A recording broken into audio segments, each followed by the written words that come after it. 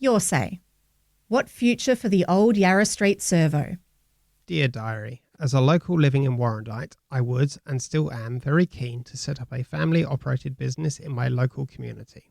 With limited Main Street retail available in town, the use of the long-term untenanted Servo seemed to be the perfect solution until research and permits. In late 24, early 25, I investigated in the ownership of the Yarra Street Old Service Station to set up a family-run, non-hospitality retail business, requiring the use of the driveway, retail area and front and back workshops. The on-site vacant residence was not part of the business model and I was planned to be a private access area. I made contact with the current property owner, pitching the commercial use of site, and was requested to submit a business plan and financials for leasing approval. With landlord approval complete, a leasing agreement was signed subject to council approval. After meeting with council, who were well aware of the property and its location, council officers advised that applications for business permits at a cost must be submitted. Upon review, council were very accepting of the proposed business plan and positive impact the nature of the retail business would have in the community, and were sympathetic towards the location and its long period of not being utilised. As directed, appropriate permit applications were submitted, but unfortunately, within weeks, all permits were denied due to historic overlays. The stonework located at the front of the existing residence's porch area was identified as being sourced from Warrandyte's local quarry. While I agree that our local history should be protected, with no intent to intervene in this area, the current overlay will continue to impact further development of the property and will deteriorate even more over time if not maintained. Environmental. Unsafe or aged buildings due to the site being vacant for the past 11 years. The property continues to attract vandalism and gets no maintenance from the landlord, which adds further deterioration to the site. In addition, the property has 4 underground petrol tanks, 2 of which still contain some fuel. Bushfire risk. Like the majority of properties with Warrandyte and surrounds, the site has been identified as high-risk bushfire zone. Zoning. The current site has since had the commercial zone removed and has been rezoned with the intent of subdividing into 2 residential blocks. Such rezoning will create ongoing issues as all the existing unsafe dwellings will require demolition and removal, leaving only the protected stone wall to be incorporated into any future development.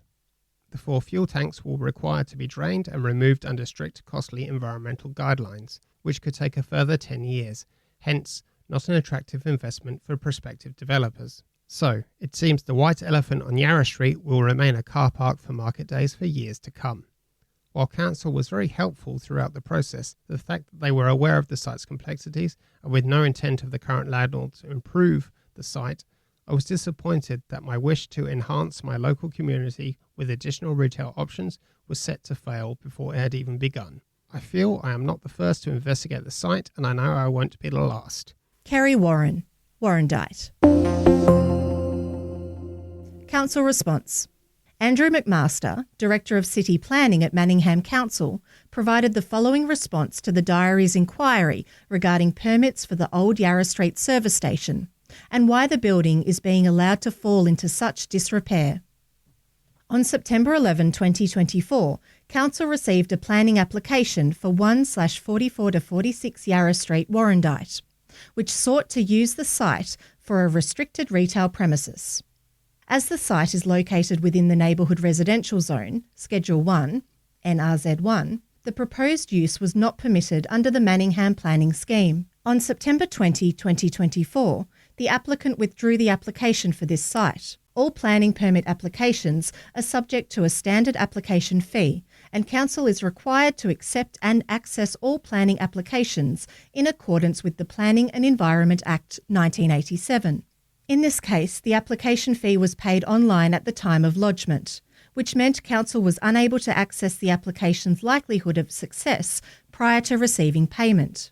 We encourage all prospective applicants to arrange a pre-application meeting with Council officers to clarify zoning, overlay controls and requirements prior to an application being submitted.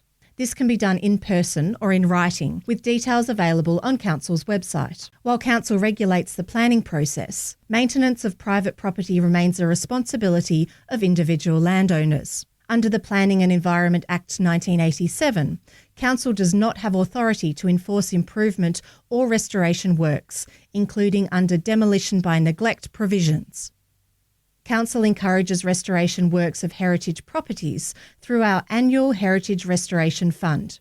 The Environment Protection Authority is the regulatory body for the remediation of fuel tanks in Victoria.